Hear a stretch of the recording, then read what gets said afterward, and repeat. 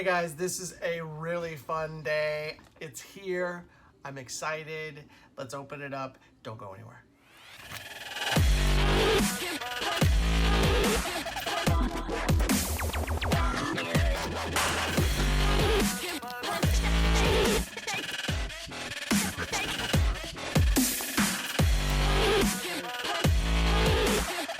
What is this?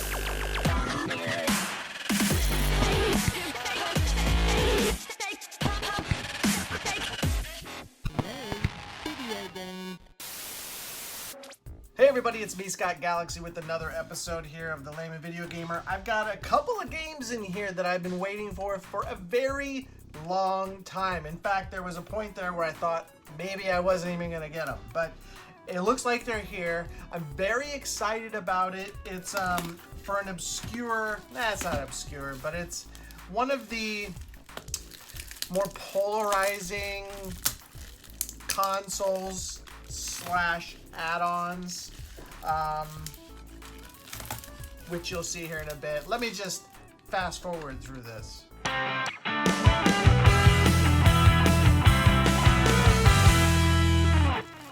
Okay, I think I got it. So here we go.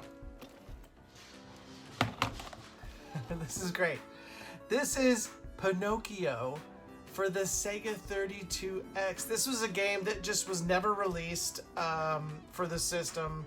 I have it for the Sega Genesis. I'm a big fan of the game itself, and I'm really excited to see what it looks like on the Sega 32X. From what I understand, this game was pretty much completed, but then the Sega 32X was canceled. It had a very short lifespan, but so I did find a place on Etsy that does these, and they have it. I mean, it's great. I mean, the whole box looks fantastic. It's a hard shell, which is nice.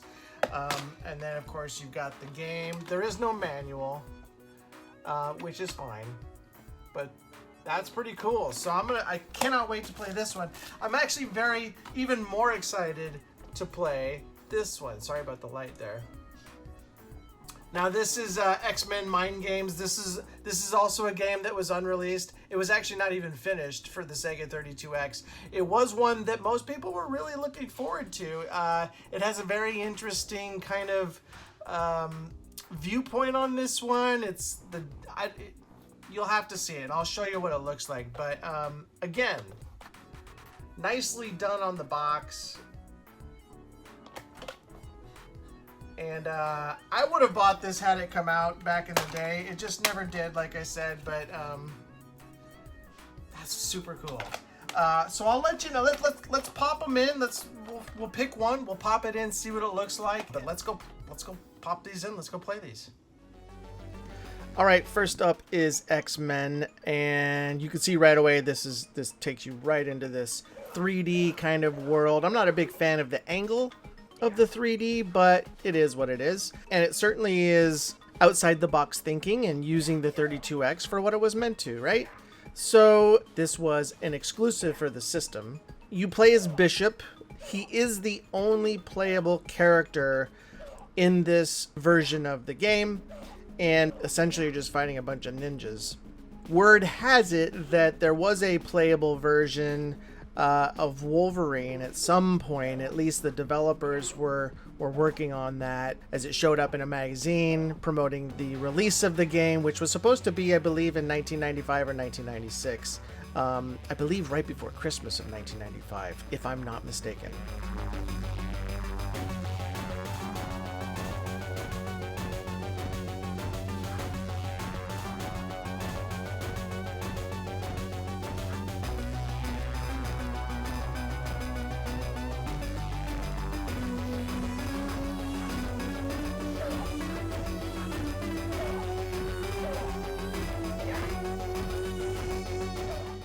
And I don't know how far along this game really was, but it looks like most of the environment was created.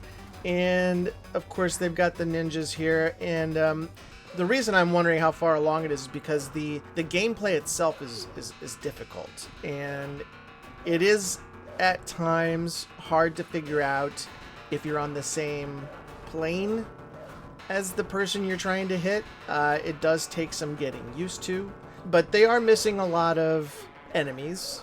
But overall, I think there's a lot here to kind of see where this game was going, and I personally kind of think it's cool.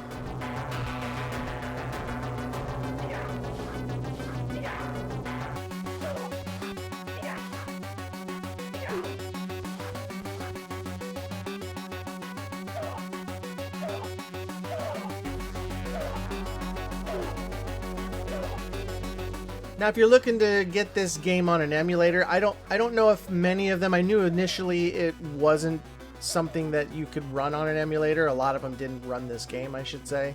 But you can certainly give it a look nowadays and see if there's something out there that runs this. I'm sure there's somebody out there who knows this better than I do.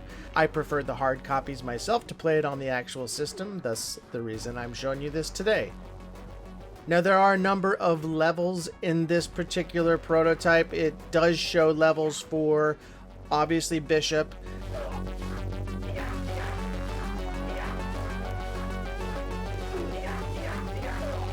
But it also shows levels for what would have been a stage for Rogue.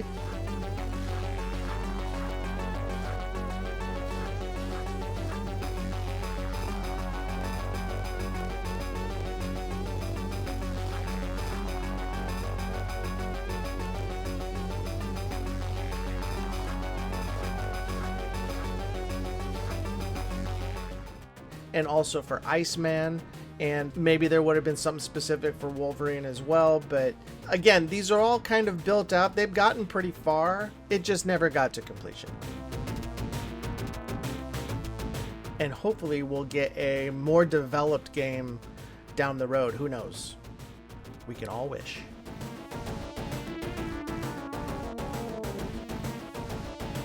All right, let's pop in Pinocchio. All right, here we go. This is Pinocchio, and we're just gonna jump right into it. There are some options here that you can choose from, but essentially it's the same as the Genesis. I heard the buttons might be a little different, but we're not really worried about that. So this is really exactly like the Genesis. There really hasn't been anything added or changed. I believe what the biggest difference is the color palette. There's better scrolling, some better parallax scrolling, and some stages. And again, really just adding some colors. Now, I'm a big fan of the Genesis version. It's actually a very good game. I liken it to Aladdin, which was probably one of the best Genesis games ever made. And, you know, obviously the animation for Pinocchio is amazing. And I would have liked to have seen this on the Sega 32X, to be honest with you. I wouldn't have bought it had I already had the Genesis, but if I had to choose between the two, I'd certainly get this one.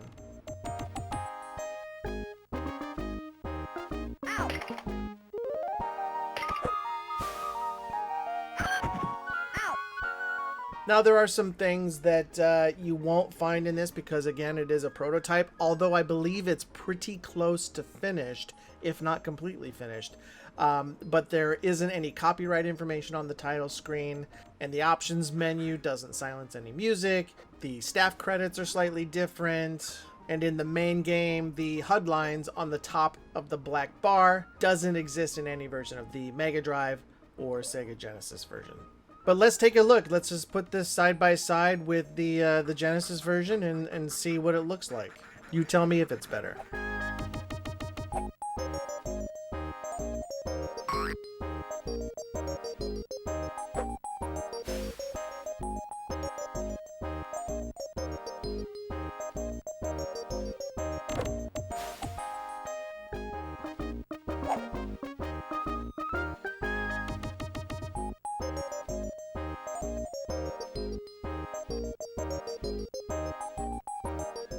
You can definitely see here there's some things that were added to the 32X version. The backgrounds seem much better. You can see the mountains back there. You know, the second layer looks a little faded, so it looks a little bit of distance there, and there's at least 3 or 4 layers of parallax scrolling there, so compared to the 2 that you see on the Sega Genesis. So it definitely is a better looking product.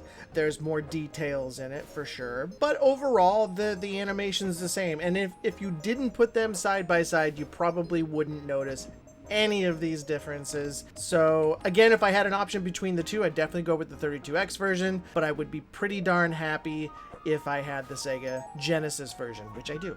I have both now, which is great. So there you have it. That is Pinocchio for the 32X. Let me know what you guys think about this game. If it would have been something you would have bought had it come out, is it worth the price? Likely this would have been $70, which is what Sega 32X games were going for back in the day, versus say a Genesis game, which was probably closer to 50. So would it be worth the extra 20 bucks? Probably not.